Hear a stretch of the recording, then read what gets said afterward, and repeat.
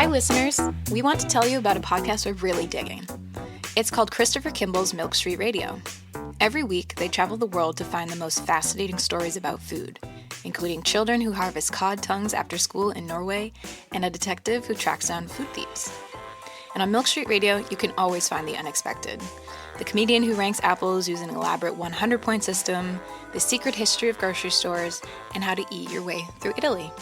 They also interview the most beloved names in food like Jacques Pepin, Sola Aweli, Jose Andres, Jet Tila, Ina Garten, Nigella Lawson, and Padma Lakshmi. Plus, co-hosts Christopher Kimball and Sarah Moulton do live calls with listeners and answer their questions about ingredients, techniques, and culinary mysteries. Like, why roasting a leg of lamb made one caller's oven explode? Ever wonder why your bread won't rise or your souffle falls flat? Chris and Sarah have the answers. You'll also hear from a rotating cast of contributors, including Kenji Lopez-Alt, Cheryl Day, Dan Pashman from The Sporkful, and Alex Ainuz, a French guy cooking from YouTube. Take a listen at 177milkstreet.com/radio or just search your podcast app for Milk Street Radio.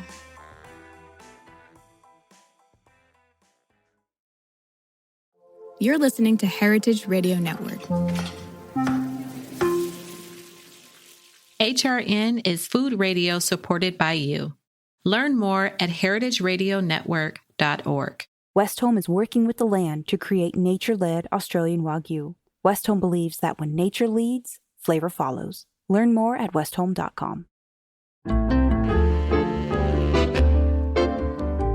Culture and Flavor is a podcast about food and culture centered in Black and Indigenous foodways. Hosted by myself, Zella Palmer, right here in New Orleans, Louisiana. Each episode features high vibrational conversations with cultural bearers, chefs, farmers, scholars, barbecue pitmasters, and more. Where there is flavor, there is history. Join me on Culture and Flavor and all of my guests as we share stories that will have you praise dancing, cooking, conjuring, and inspiring your culinary journey. Welcome to another episode of Culture and Flavor with your host, Zella Palmer. Today, we sit down with Chef Jonathan Rhodes from Houston, Texas. To Chef Jonny, cooking is all about culture.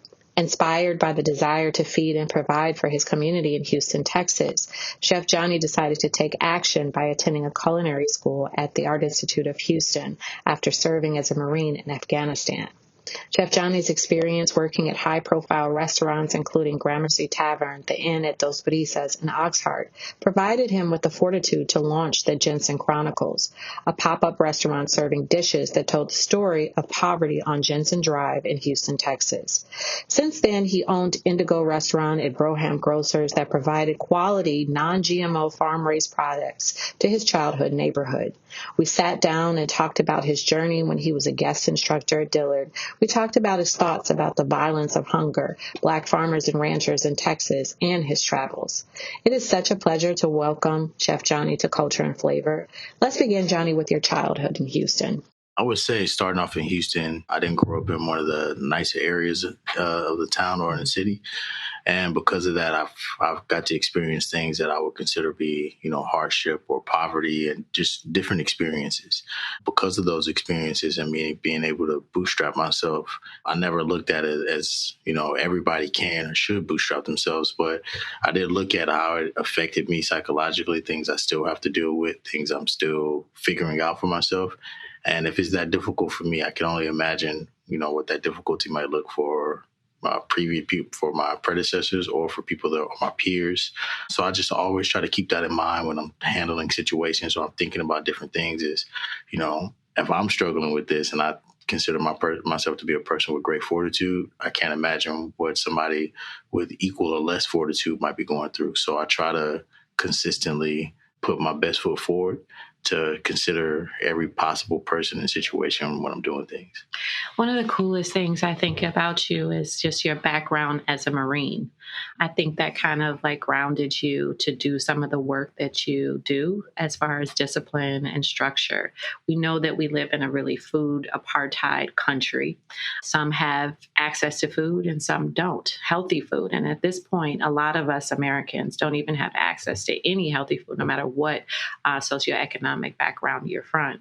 Can you talk a little bit about just your mission as far as, providing healthy food for everyone in your area and advocating for access to what you call canned food isn't always bad food? No, this is factual. My time as a U.S. Marine definitely plays a significant role in how I structure myself, how I try to maneuver through all of this. I never saw a fresh blueberry bush in my entire life or pomegranate tree in my entire life until I went overseas.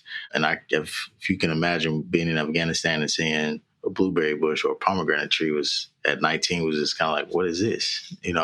Seeing poppy seeds and things like or poppies and things like that were kind of captivating for me. So when I came back home, it was all about food for me because this was like something that I had never discovered. It was things that I had never seen before.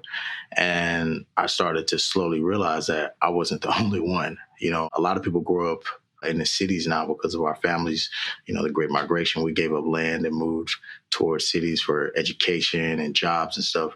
But we lost access to land and quality food. And me learning those things and me discovering those things from such a small fit, being in Afghanistan and seeing blueberries has matured into all of this for me. And I just talking about that experience with other people that come from where I come from and tell them how impactful that was for me. And I can only imagine, how impactful that would be for other people. And I think canned goods are definitely the problem solver for us. I just believe and I look at it, if everybody was trying to survive off of fresh food, we would be at each other's throats even more than we are now. We don't like processed food, but that's because we're mass processing things. Even if it's fresh food, if it's mass produced, there's so many things terrible that goes into it. So I think if we were to scale down some of these things and make it more boutique style, whether it's the fresh produce or the canned goods, you end up with a better quality and longer shelf life, which is very important. So you spending time in Afghanistan was the catalyst for you to go to culinary school?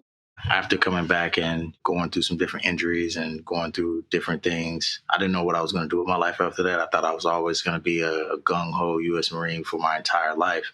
But then those things changed for me very quickly, and also having a child changed that for me very quickly.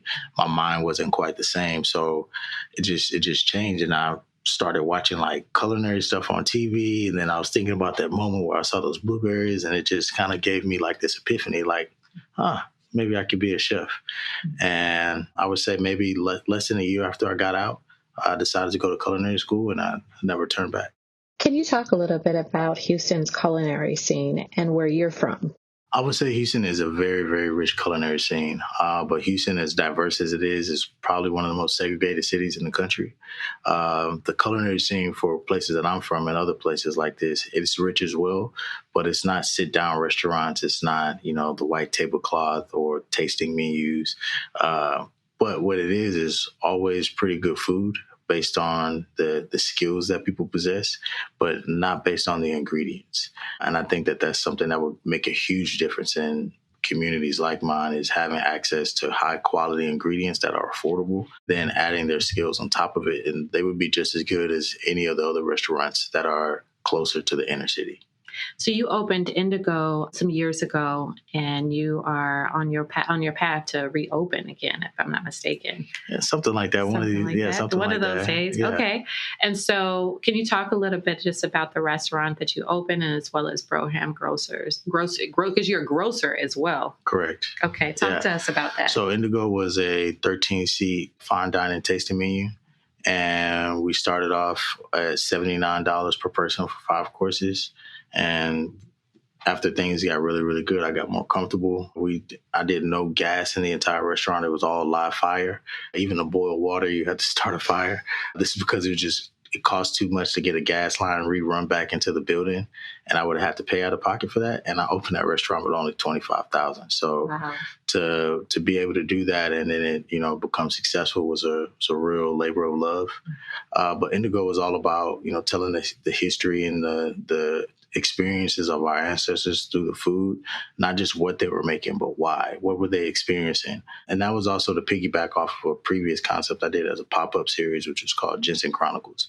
And that told a little bit of my family story, my story, just neighborhood stories of poverty and trying to survive off of, low quality food. And that kind of created what Broham Fine Soul Food and Groceries became. When COVID hit, all the restaurants closed. But my entire restaurant was already built off of preserves and canned goods. So I had a large inventory that I could not use because I couldn't make my dishes. So I just started, we call it busting it down. So I just bust them down into smaller quantities and sold them like that. And I was just like, oh, these are well received and people like these products just as they are before I turn them into dishes. And that's how the grocery store came about. So one of my food memories of dealing with food apartheid, I'm from Chicago originally, and I just remember my neighborhood on the south side of Chicago changing.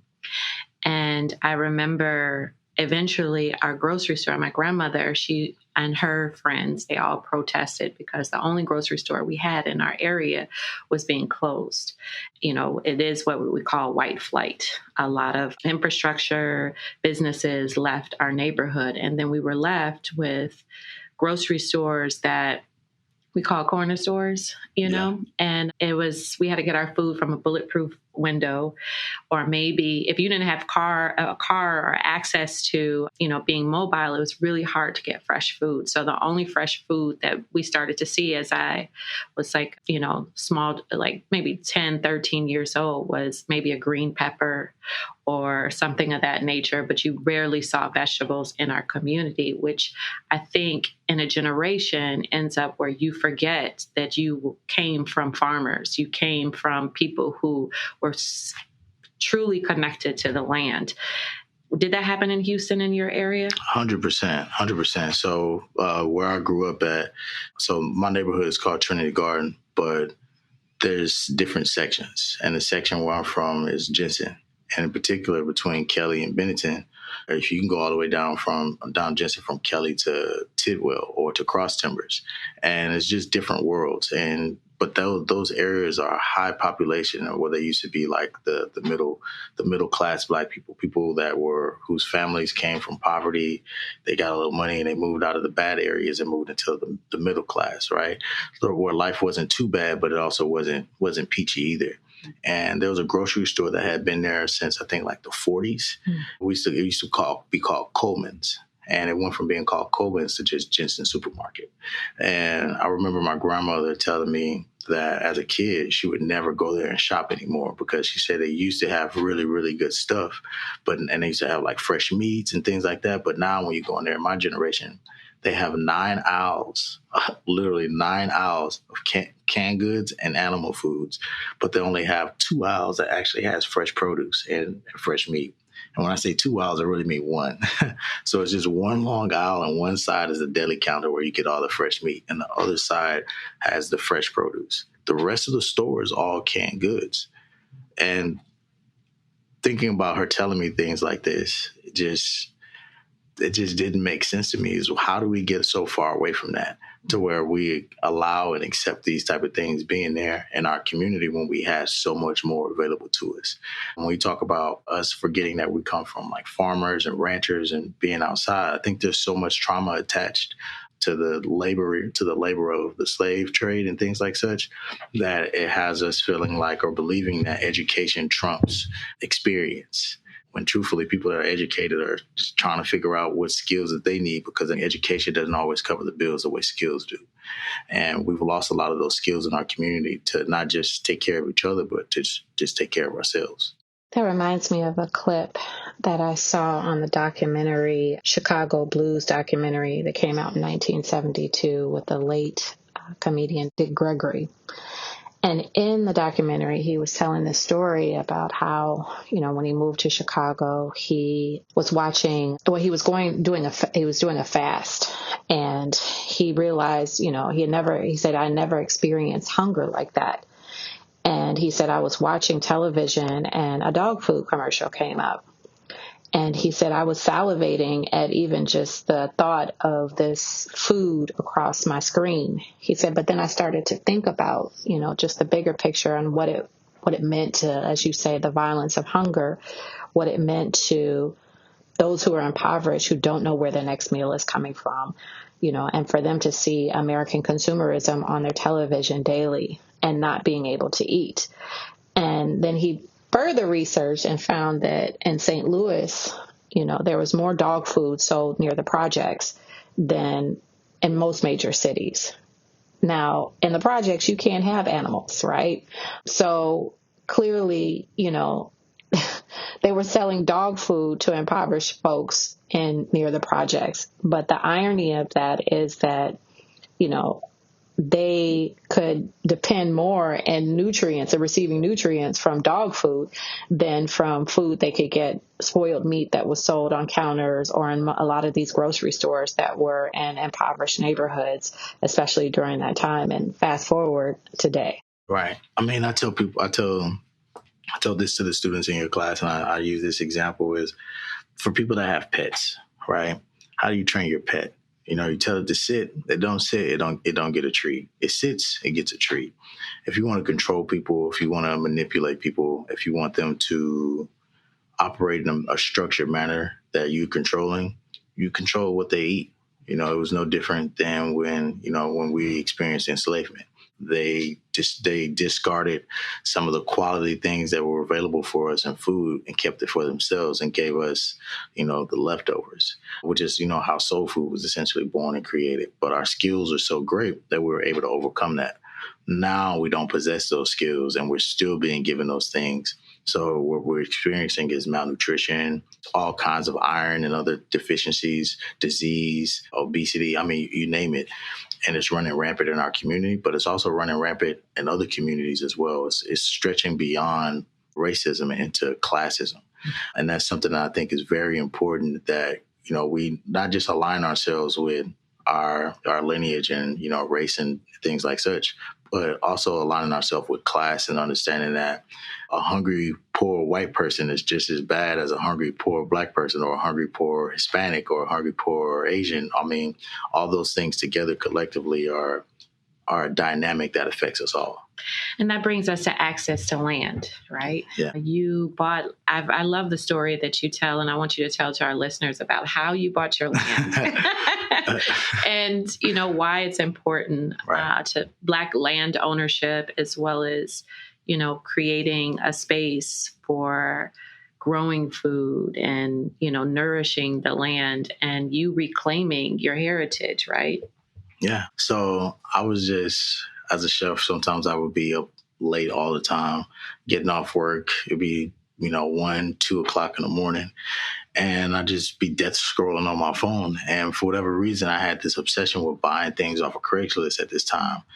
And I have been talking about wanting to get land and acquiring land for like several years, but I had never knew what to do or how to do it. It always seemed like this unachievable goal or this really hard process that was just like too much red tape.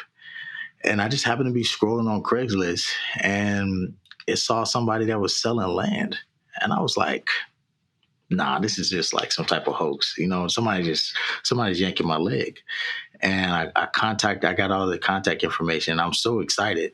It's like 2 o'clock in the morning. I'm like calling this person at 2 o'clock in the morning because I'm just too excited. I'm like, I need to realize that this person's probably sleeping. And they're probably married and going to get in trouble, be upset. So I waited till the next day. They reached back out to me and it was a land bank, but it was owned by an independent man. He was a Arab man who purchased, foreclosed properties.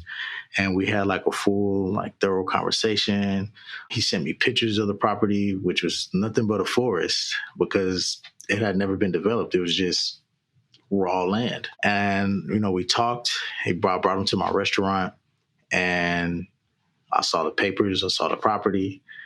I negotiated my deal myself. We brought a notary there and I purchased the land right there, off of Craigslist. That's crazy. And when I tell people that, they're like, you bought 6 acres of land on Craigslist? I'm like, I bought 6 acres of land on Craigslist. And it was, for me, it's probably one of the greatest things I've ever done in my life. And what did you do with that land? I heard that you built your own home, and that's a skill that we have lost. I have heard many stories in New Orleans of, just people remembering their grandfather and the whole community coming together to build a house together, and Right. A lot of people after Katrina, they didn't have papers on their homes because, fourth, fifth generation living in that home. And, it was a community built home. They never thought that it would go underwater. So Right. What did it take for you to build your own land, clear the land, all your home, all of that? It took every ounce of my being. I had never done that before. I didn't know anybody else that had done it. I had no experience. I had no family that had done it. So there was no coaching. It was just a lot of heartache, a lot of tears, a lot of ice baths, a lot of sauna time, just because it was so physically demanding. I want to say within that first couple months, because I purchased the land in May of 2020.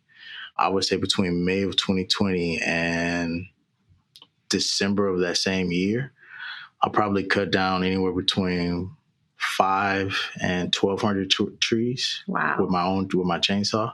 And I hired a few people to come and help me do things, but I could have made a lot of money off of that timber, and I didn't know that. Right. That was something that I didn't understand, is that land is so vast, and what it can provide for you monetarily, that you can get timber usage. I mean, the animals. I mean, there's just so many different things that you can do with it, and I just did not know. But building my home on there, designing it, me and my kids designed it with Legos, and then turned around and built it out. My sons got to see the entire process of like clearing the land, building the house, designing the house, and doing all those things. It meant a lot to me as a man, as a person too. And so after Indigo, you started traveling, right? You love to travel. Recently, I saw that you went to Thailand. You went, where did you go? Nigeria, right? Yeah. And you're kind of like becoming the Indiana Jones of food in some ways. Right. I like that. I'll take that. Okay. I jokingly call myself Johnny Django. How has travel influenced your Johnny Django? Y'all hear that, Johnny Django? How has travel influenced your food? In so many different ways. I would say the first thing would be going to Haiti and realizing that almost everybody cooked over a live fire and cooked the charcoal. And then also realizing that they keep their kitchens, they have a separate kitchen away from the house for those exact same reasons. And for me, that kind of reaffirmed, even though I had never been before I opened my restaurant, that kind of reaffirmed the guidance that the ancestors were giving me and what I was doing. And seeing that was just really, really amazing. And how it made my food is like the availability, even some of these poorest countries or places that you would think are non-luxurious or quote unquote third world countries, they have access to really good food, like really good food. Haiti has its own share of problems, right? But there's nobody stopping you from going fishing, right? There's nobody telling you can't fish. Of course, anybody could overfish or do things that are wrong, but as just a single individual person or a family, nobody's stopping you from going to the bay and fishing. And does that happen in Texas and Houston? Yeah, they stop you from fishing? Yeah, game. We got to have that license. You got to, and if you have to pay for that. Capitalism is kind of centered around everything. We like to make it seem like it's about the environment. But if that was the case, then we would just provide the education and give it for free. But they want you to pay for it so that way you can partake. You got to pay to partake. And that's something that you don't really have an experience with, or I didn't have an experience with overseas, is that food was in abundance. It was cheap. It was available. It was fresh, and it was good, which is so hard to come across. Cheap food in the U.S. is a hop and a skip and a stone's throw away from poison. So true. So true. Yeah. So true. And we'll be right back after a few messages from our advertisers, and we'll be in deep discussion with Chef Jonny Rhodes. Thank y'all for listening to Culture and Flavor. Whether you're a chef or just love going to restaurants, you know the best ingredients are everything, especially when it comes to beef. In Northern Australia, there's a different approach to raising high-quality beef. Westholme, based in Queensland and Northern Territory, is working with the land to create nature-led Australian Wagyu. Westholme stewards 16 million acres of rangeland, guided by their natural ecosystems. They're led by a belief that if they balance the needs of their cattle with the needs of the environment, both can thrive. Westholme's team of rangelands experts and nature managers use a variety of tools to monitor and respond to the welfare of the environment, like satellites that address grass health and on-the-ground research. Cattle are happier when they have the freedom to forage and explore, so Westholme ensures that they can roam wild, foraging at will for the first 2 to 3 years of their lives. Their cows graze on native grasses like Mitchell grass, which is only found in Australia, along with dozens of other plants, herbs, and seasonal legumes. The result is a high-quality Wagyu beef that reflects the terroir of Northern Australia and a flavor suited to complement any cuisine. Westholme believes that when nature leads, flavor follows. Learn more at westholme.com. So Haiti influenced part of your culinary skills, and then what other countries influenced you? Thailand for sure, Haiti. Nigeria had some influences, but I also feel like that, for whatever reason, it just kind of flows naturally versus going. I think the people had a larger influence on me than the food in Nigeria. I really also enjoyed South Korea. I thought that was a very lovely place, very beautiful, very organized. Mm-hmm. And then there's a particular place in Thailand just north of it called Chiang Mai. And Chiang Mai was it's a slower pace. A lot of people go to Bangkok, they go to southern Thailand, and they, have fun, do the water stuff. I definitely did that stuff too, but it's different when you go into the mountains and you go into the forest and you have to forage or you have to be mindful of nature. I think a lot of us as human beings, we're not used to competing for food with nature. And because of that, we don't have any respect for food. Going up there and also being in Haiti and other places, you have to compete with nature for your food. And there's just something very poetic to me about that allows you to be more in tune and more in touch with what you're cooking and what you're harvesting. So you've been in New Orleans for 2 weeks now. What are some of your takeaways from New Orleans that you reflect, or have you reflected yet? How much time do we have? I come here quite often, but this is the first time I've been here in New Orleans for this amount of time. And the hospitality is just, and I'm not even talking about in a restaurant or the food service industry, just the people. New Orleans is one of those places where if you bring the right kind of energy and you bring, a true form of yourself, all those things that you are projecting are going to come right back to you. And that's been my experience. I came here with like an open mind, looking to learn, to love, to teach. And I've gotten all those things back in tenfold. And New Orleans has it's just a special place. It's one of those places that it just doesn't get old. You can never really get tired of being in New Orleans. And one of the things that you were doing with the students here at Dillard is talking to them about the hunger of violence.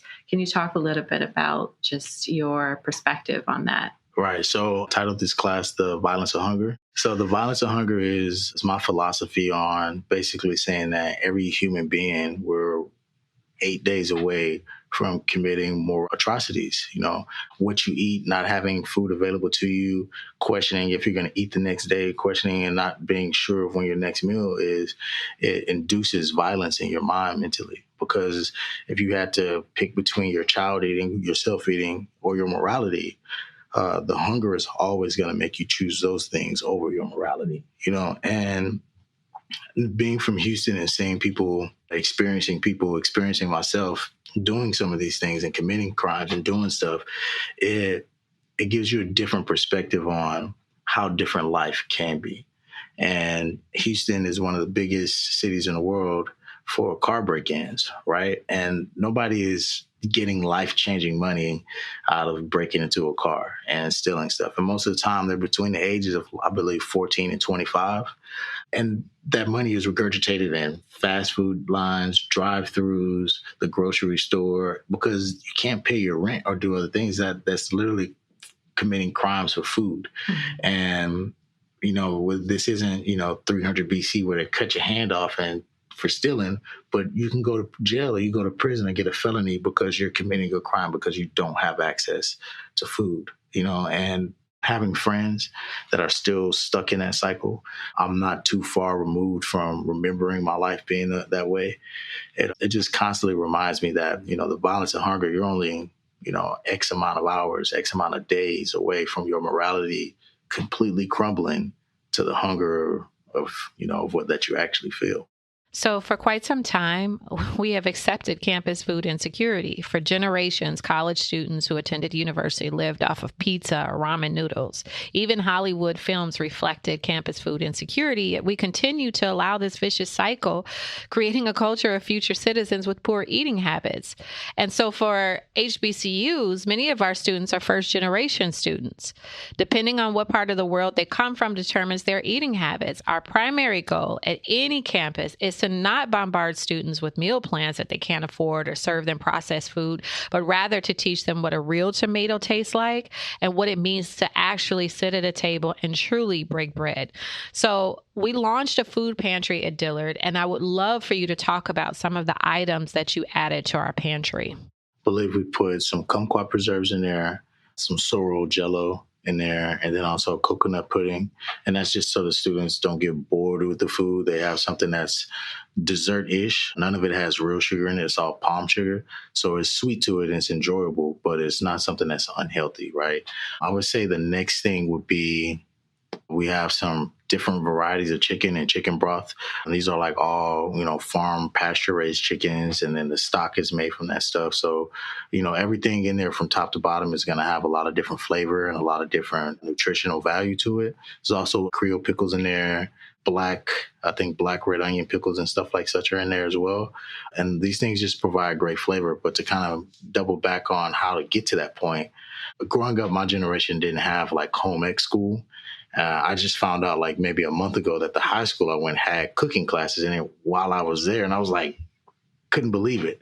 So I think that, not being the most politically driven or politically involved person, I think getting back to those type of educational skills, providing from a very early age, I think is very important. We also talk a lot about like people being 2A and, people being pro-gun.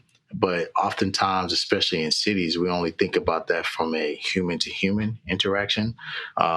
Living on land that's far away from the city, I don't no longer think about human-to-human interaction with a weapon. I think mostly about all the wild animals, boar and other things that are not necessarily looking to hurt me, but if we cross paths, if I don't have something to protect myself, I'm going to be the one to get hurt. And I think that that's a different perspective that people could look at politically, is not taking up arms against each other, but taking up arms to teach each other how to hunt, how to feed your family, right? And this is ways you can be able to stifle hunger, and avoid violence and hunger, at least towards yourself. That doesn't mean we have to commit so much violence towards other animals, right? But, life is a cycle, and to sacrifice a life for human life, I think, and doing it in an honorable manner is something that's important. But it also means that we can't just consume so much meat. We have to have a delicate balance of, proteins and vegetation. Veganism isn't necessarily the answer because you have to cut down so many trees for soy farms. But that's a different conversation, right? So I think that no matter what you do, you're always going to be eating to delete, eat to delete, but you have to replenish and be regenerative. Be very cautious and toe that line. So if the governor of Louisiana is listening, I think there are some creative ways in which you can reintroduce food and food skills. So that way, whether federal aid comes or not, the state of Louisiana isn't going hungry. That's so important. Talk about some of the products that you have in your store, because we have really enjoyed the pecan butter. Oh, yeah. So talk a lot about, just some of the things that you offer in your canned goods, that are healthy and fresh. So my canned goods my shelf stable products are heavily inspired by Asia. I love how not they as just a singular country, but as a society overall, how they cook using a lot of condiments, a lot of products, right? There's fresh food, of course, but they combine it with whether it's soy sauce or fish sauce or oyster sauce or sambal or sriracha, or, you can just go down the list. And when I look at, Black folk, we don't quite cook like that. We don't quite use those things. Even in the past, we haven't quite always done those things. And then if you go through like different countries that we don't always operate in that way. We often talk about fresh food.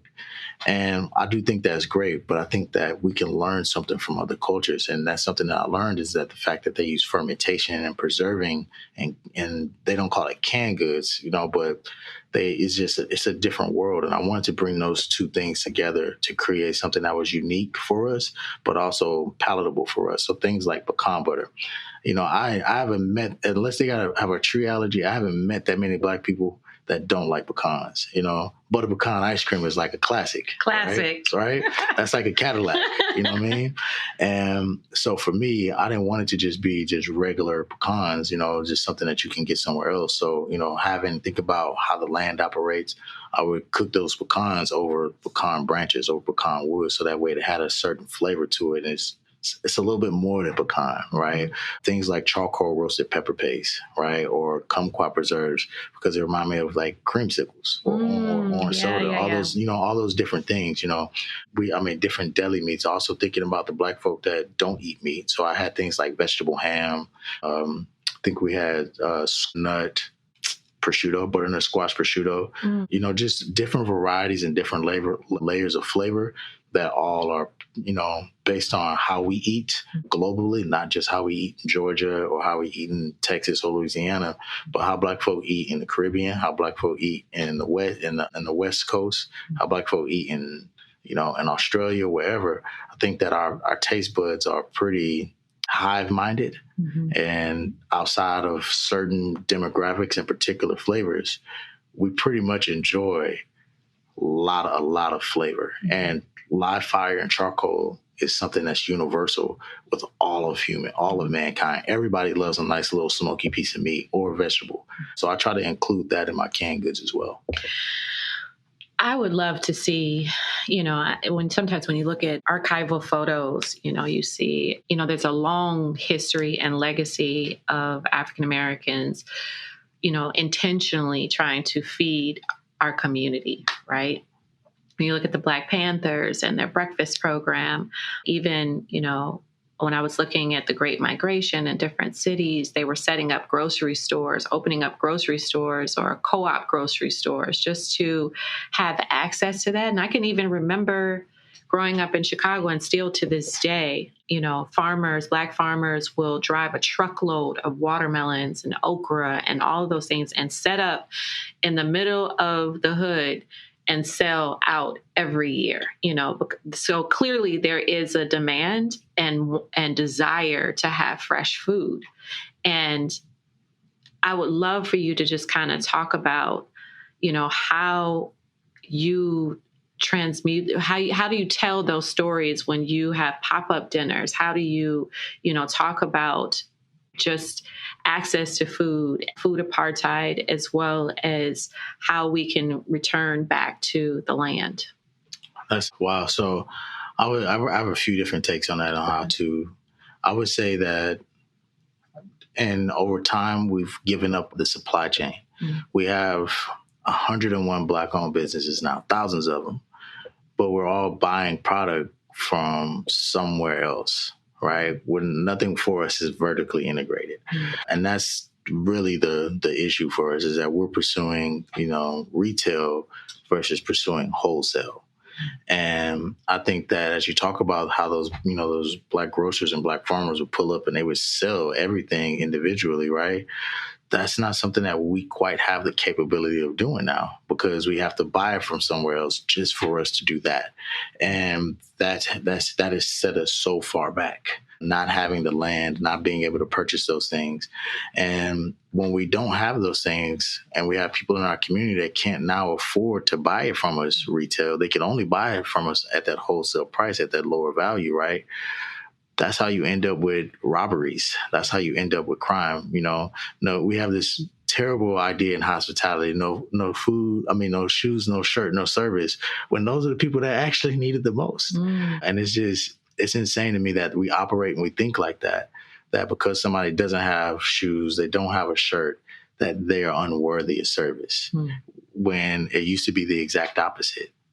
That's once again like us adopting these capitalistic ideals that don't serve anybody, right? And us being that way only leads to us harming each other, which for me breaks down the fact that racism is an issue, but classism has been such a large, overbearing issue, and it's becoming even more, prevalent in the Black community, that you don't see the same type of unity that we had before, because brothers and sisters got a little bit of bread in their pocket. And because we don't know how to act with it or know how to treat it, or know how to retain it, we get that. You ever seen that Dave Chappelle meme when he married Oprah? Mm-hmm. And he was like, that's who can forget that one, right? That's kind of like, that's how we become with our resources. And then it leads to our family members or other people around us in our communities committing crimes. And then we're like, well, bootstrap yourself. Right. When really you have the ability to give them the shoes, the laces, and the mindset on to teach them how to tie it. But we've become so impatient with each other, and we've become so captivated by making money that we've made it almost impossible for us to actually work together and do the things for each other that we were doing before and do it in a productive way. Has that translated into the world of celebrity chefs? Are they also, a lot of our chef culture, has that also created a mirror to American consumerism or Black American consumerism? 1,000%. Now, as far as the mentality goes, I don't know, because I really don't. I'm extroverted, but I like to keep to myself for the most part. If we're not aligned and on par with some of those same things, it doesn't take me long for me to realize, like, we're on different frequencies in that.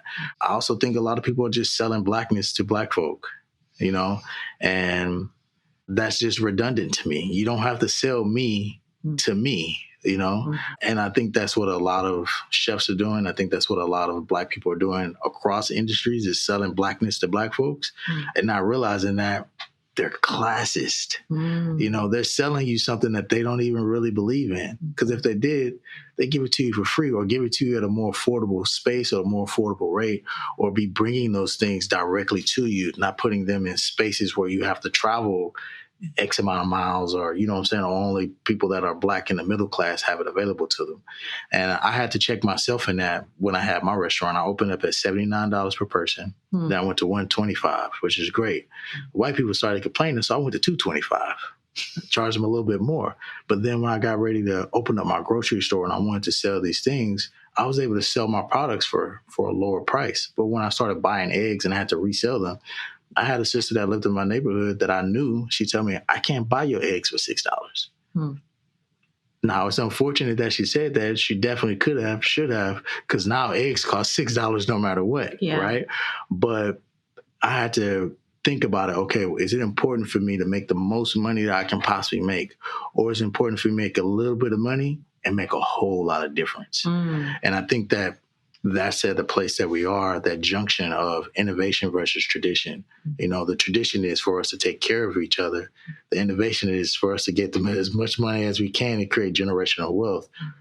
But your mindset is the generational wealth, not the actual cash flow. Can you radicalize your mind, and can you radicalize other minds, not to do for self, but to do for others? It's interesting because when you talk to the elders, they always talk about, like, just seeing pecan trees everywhere, fruit trees everywhere. And you could just go outside and that would, and grab something, and that was your Sour Patch Kid. That was, your crunch that you could bite on. But then with the advent of, commercial supermarkets and big supermarkets, it changed everything. And I always, I'm fascinated and saddened that street food vendors here in New Orleans are always under harassment, whether you are fishermen and you're coming in. I mean, we have less than 5,000 Louisiana fishermen, and, they're going through so much just trying to keep that culture and tradition alive. I would love to know, like, if you could envision, community where food was healthy and, affordable for everybody, what would it look like? Oh, man, in a perfect world, there's enough land in the U.S. for every citizen to have at least a quarter acre. In a perfect world, we would move away from these large city formats and spread things out. We would provide people with the land and the resources that they need to get started with, maybe even small towns and things like such. Something that I really appreciate about both Haiti and Thailand is that how much money the government actually pumps into small businesses. Not like, not like the U.S. where it says, oh, we're going to give you guys small business grants, but only give you like 5,000 of them for the entire population and give you a bunch of red tape and qualifications to do it. But street food vendors they're like, they are the celebrity chefs. They are the rock stars because the food is affordable and people, they want to come back because it's affordable and it's enjoyable. It's a tradition to support those type of businesses and those type of people. And here we look down on that. Do we look down on street food, or is it because of policy that deters street food vendors from even existing? I think it's both. I think policy kind of force feeds us into looking down on it because it is a difficult job and it doesn't seem to pay that much. And even if you raise your prices or you raise your quality, consumers complain. In America, everybody eats to delete. Right? Overseas, you're eating to replenish. Here it's not the same. In Texas, all love to my Texans, but we got a lot of big backs because all the meat that we eat. And that is literally as a result of capitalism because you could afford that. Right? Like other places outside of Texas and other places outside of the world and other places of the world, you can't eat as much meat because it's expensive. So you have to be more ingenuitive on how you use vegetables and meat together in dishes and with, how you sell it. And in Texas, we have so much meat and we have so much obesity, but we have so little respect for the people that create the meat and we have so little respect for the people that cook it. Well, that leads me to, because I've been playing Beyonce's, her new transition. I mean, probably always was her. I mean, she's from Houston, right? Right. But listening to her country music, loving it, and we love to go to trail rides here in Louisiana. We have a friend of mine who's a scholar. He said, there's always been cowboys in Louisiana. Let's set the record straight. Yeah. But, I would love for you to talk also about cowboy culture in Texas and Houston, and rancher culture, and just how that relates to your work. Man, shout out to my brother Lloyd Prince. Man, that's my guy. I don't think I was ever really truly exposed to ranching until I went out to the Prince Estates and got to see like all the cows and hundreds of cows, the work that it takes. It's a lot of heartache in that too. There's a lot of heartache in that, because you have to, those are lives that you have to take care of. That's not just food, right? But that's a life. And to carry that kind of weight on you on a daily basis that's like could you imagine having 100 kids of your own? I mean, we struggle with having one or two, 3 in my case, but that rancher lifestyle is a huge responsibility for the lives that you're taking care of, but on a grander scheme of things, for the lives that cattle is going to feed, right? Then you have to also take care of the land, right? You have to take care of the environment. It's such a large undertaking, and it requires so many people to do it. Once again, shout out to my brother Lloyd Prince because the guy is amazing. And for him to be able to do those things and execute those things on a daily, weekly, monthly, annual basis. I mean, I'm doing a small 6-acre farm. I couldn't imagine doing that on a daily basis. I've listened to him talk about some of the things that they experience from the hay. If it doesn't rain, right, they can't produce enough hay for themselves, right? I mean, those things, all those things are just. It's just so much. So when we talk about cowboy culture, I think cowboy culture is taking care of each other, right? Taking care of land, taking care of animals. I mean, of course, there's the hardness, right, to where you have to have a certain type of fortitude to be able to do those things. But it requires a really high level sense of finesse, and you have to care. I think that makes a difference. You have somebody food and you ask them, who put their foot in this, right? It's no different than the people that are raising the food before it ever gets cooked, whether it's vegetables, whether it's meat, whether it's a hunter, because they can be careless in all those fashions and just, let things go. But to see cowboys, ranchers, and, black cowboys and black ranchers putting their heart and soul into another life, it's some of the most beautiful things I've ever seen. It is beautiful to see. I love just seeing, just social media, because for so long, I know some Americans didn't even know that Black cowboys existed, and they've been here, It's and crazy. so social media has really, done a beautiful just reckoning with our past, because, the whole just terminology, cow, boy, I mean, that goes, way back, right? Way back. We met, I want to, talk about some of your favorite dishes that you like to make. We met at the Chloe Hotel over Essence Fest last year. And I was at one of your dinners during that Essence weekend. And I've also had the opportunity to try your food recently at another pop-up that you did at Carmel Cafe here in New Orleans. Everything is divine. I have to say that. I love just how you have kind of brought in all of the flavors of your travels, your experiences, and you can see the trajectory of where you've been and where you're headed, right? Can you talk about some of the dishes, some of your favorite dishes that you make? I know that you talked about a few of them with me, but I would love our listeners just to hear just some of the process of you making these dishes and the stories behind them. So I think the first one that I could talk about is If Earth Could Talk.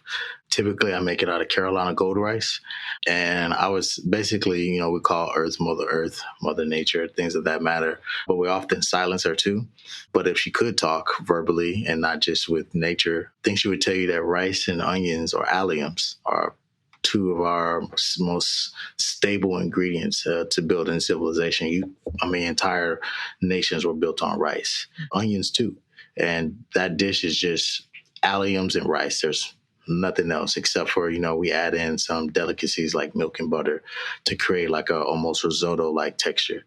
But all those flavors and everything else is nothing but just allium varieties and really, really good rice. And I think that those simple things are things that we just don't appreciate. We want to put caviar and everything, right? We want to put high priced, items from 1,800 or 18,000 miles away to make us feel like I got a high quality meal. And if Earth could talk, she would tell you that everything that you need is literally right beneath your feet. So that's one of my favorite dishes, a dish that I've never talked about this dish on the podcast, but this is a perfect timing for it. Go ahead, Ali. So the dish that I made that got me into like food and wine and, things like that was I made a dish called Homogenizations of Mandingos. Wait. Back up. Repeat that again. Homogenization of Mandingos. Oh, wow. Explain that to our listeners, please. So that was a dish where I talked about Black men and sexuality and kind of how we've been perceived as being these hypersexual, demonized, hide your wife, hide your kids, because these Black men are going to rape you, right? Emmett Till was a victim of that. But, this is something that I find to be very important is, we talk about sexuality in women, but we often don't talk about sexuality in men and how those perceptions, especially as Black men, can have very traumatic experiences, very traumatic thoughts, and how it's projected to the rest of the world. And so what I did was I did a black onion and fig sausage, and it was it was literally the sausage was literally black and it was smoked, and it was a really guilty pleasure to go out and talk to people about this during dinner and then slowly close the door and then watch them eat a black sausage from behind. So it was just, it was one of my favorite things to make, but it's also one of my favorite stories to tell because Mandingos aren't what, in America, what they associate them as, but they come from Senegal as hunters, fishermen, craftsmen. These are men that were builders. These are people that we've now with the skill sets that we've separated ourselves from. And now we refer to Mandingo as this sexual savant versus it being this masculine man with all these different skills that can provide for himself, his family, and his community. And I want to take that power back and now you got to eat the sausage that you're talking about. And how did they respond?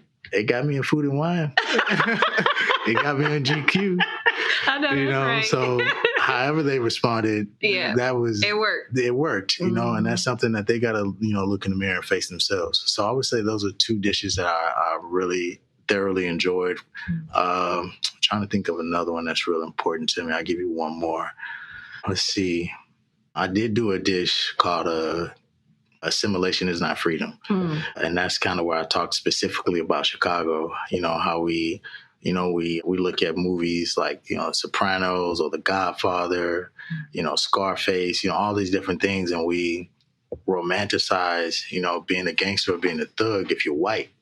Even when you talk about with alcohol, right? Abolitionists, right? And trying to, you know, get rid of alcohol, but then bring it back, you know, that's something that they romanticize with white folks, you know what I'm saying? Even with the Confederacy, they romanticize those ideas, right? Rebellion, you know, but when it comes to black folk and that's rebellion, it's not equally yoked.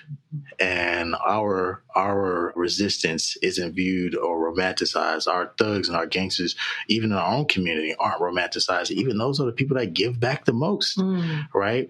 You know, there's people that come from different places where we come from, and they always talk about giving back, doing more, and they're not selling blackness to you the way black celebrities are selling blackness to you, trying to remind you that, hey, you're a black cowboy. A black cowboy is real. It's more like, bro, this is what we've been doing. Now, right. You know, let's go do this in our own way versus it being sold back to it.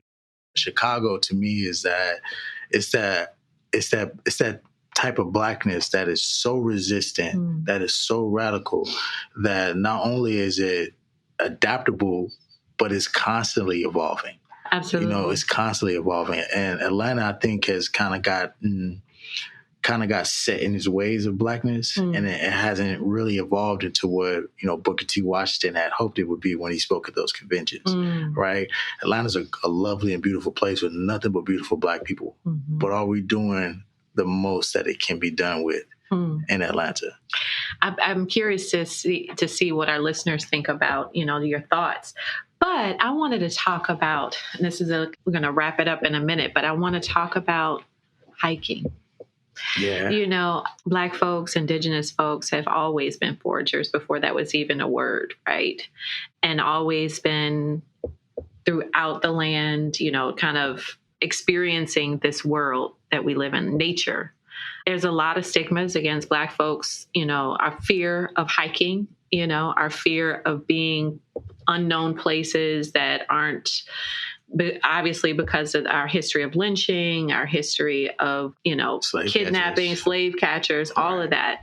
But you seem to be, you know, an avid hiker, and you go on trips all the time, if I'm not mistaken. Yeah. So could you talk to us a little bit about just your trips and, you know, some of the things that you learn about hiking in, you know, the U.S. and Canada? Yeah, so one of my favorite books is by Ishmael Reed called Flight to Canada. It's filled with, I don't want to ruin the book for everybody, but it's a really good read. And it inspired me to, one, go to Canada, because that was supposed to be like Black folks' safe haven. Like, we got to get to Canada, right? And I wanted that experience. So I backpacked and I hiked 117 miles from Vancouver to Seattle, all by myself, just with my backpack. And, you know, I took different modes of transportation, whether it was hiking, horseback, riding a boat. I mean, you name it, you know, and I literally had a world of an experience. And I do think that it's a certain connection that you need to have with yourself to feel comfortable and, once again, have those skills to be adaptable. And you can be as educated as you want to be, but, you know, like Kanye said in his first album, you know, those degrees ain't gonna save you out here. You know, so you have to, you know, trust yourself. And I think the biggest thing that I learned on that, because my pack was 57 pounds when I left, and nobody else was there to carry that for me. You know, everything that I took, I believed that I needed, and there was some things I had to discard. But everything that you carry, you have to carry it yourself. And I didn't just learn that in that hiking, right? But I learned that in life as well. You know, don't pack anything that you can't actually carry. And that extra baggage will weigh you down. It will slow you down. And I had to discard some things to make sure I made my train on time. A lot of, we always tell each other, you know, stay safe. But when you're out in nature and you're competing with nature, you got to stay dangerous.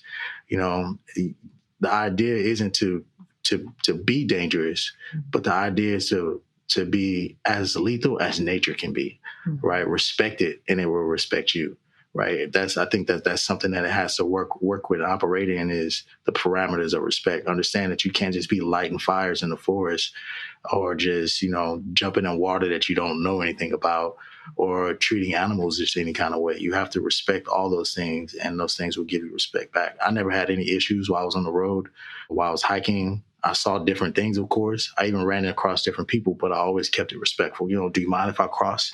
I know this is something where you're kept, and that if you have a problem with it, I don't want to walk the extra 30 miles around, but I will to avoid any type of conflict. Just operating purely and exclusively on respect. What are some of the things that we can look forward to, and how can some of our listeners support your work? Oh man, just keep watching. I'm terrible at communication with the world about some of the things that I'm doing, but I'm currently working on my grocery store concept, still, gaining and looking for investors for that. Hoping to come back into the restaurant industry as well, to be able to, because that's something that I love. That's my craft, but my grocery stores for my community. And I think that having those two things is a delicate balance, and it helps balance me out. I would also say very soon, you guys are going to be hopefully coming out to the farm to do a glamping experience, doing survival school where I'll be teaching some of these things. It would be great to have a lot of Black folk come out there and learn some of the things, and not just support me, but support other Black folks that are doing farming, agriculture, doing the work, and not just selling the work back to you. All right? Don't buy Black folks selling Blackness to you. Buy from Black folks that are selling skills to you. So that way you can continue to be your best Black yourself. And, and even if you're not Black, still support those things, because you need those skills too. There's nothing wrong with supporting Black people. There's nothing wrong with other cultures supporting themselves and each other as well, just as long as that we're doing it for something that's greater than our own individualistic ideas. I think teaching as well is in your future. I mean, you're already doing it now, but, right. Our students love you. I mean, they just want to hold conversations with you. They just pop in just to check on you. Even when you had the dinner, they all hit me up. Can we volunteer? Can we volunteer? Oh man, that means so much. Yeah. That means so much. I think it's important to embrace the youth and not be so hard on them. I try not to be like, oh, you don't know this. In my generation, we did this. And I try not to do those things. I just try to, like, hey, when I was growing up, when we used to hoop, you had to use your left hand and your right hand, and just try to inspire them through competition. I asked some of the young men and some of the young women who wants to be married, and almost all of them raised their hand, but none of them know how to cook. Don't none of them know how to feed their family. I'm sorry, you're going to experience some other things, because that's the basis of not just a relationship, but of life. To sustain life, you have to be able to feed yourself. And, as we talk about the violence and hunger, those type of issues in a relationship, or in any type of relationship, creates more problems. And I try to explain that to them from things that are relatable, based on my past experiences, based on conversations that I have with people, and then just... My mama used to, or she still tells me, if you don't know something, just keep living. No, just keep living. And we're going to end it on that note. Y'all keep on living. It was such a pleasure to have Chef Jonny Rhodes on Culture and Flavor. We are so looking forward to future projects that he is doing, and any ways that we can support him. And we ask that you also follow him. What's your Instagram page? Restaurant Indigo HTX. Just so you can keep up to date with all the things that Chef Jonny Rhodes is doing. So thank y'all, and we look forward to the next episode of Culture and Flavor. Culture and Flavor is powered by Simplecast. Thanks for listening to Heritage Radio Network, food radio supported by you. Keep in touch at heritageradionetwork.org. Craft cocktails, from the classics to zero-proof drinks, are all around us. But what if we told you that craft cocktails are actually a relatively recent addition to the culinary scene? My name is Toni Tipton-Martin, and I'm the editor-in-chief of Cook's Country at America's Test Kitchen. I want to introduce you to a podcast mini-series I'm hosting called 100 Proof, The Journey of the American Cocktail. Over 6 episodes, we'll look at how mixed drinks offer us a window into what was happening in America during the dawn of the cocktail. We'll then take you to the present day to contemplate what forces led to our modern cocktail renaissance. And along the way, we'll of course be sharing cocktail recipes with you. Subscribe to Proof from America's Test Kitchen so you won't miss the first episode. It drops on Thursday, May 23rd. Again, that's Proof, Proof, from America's Test Kitchen. Cheers.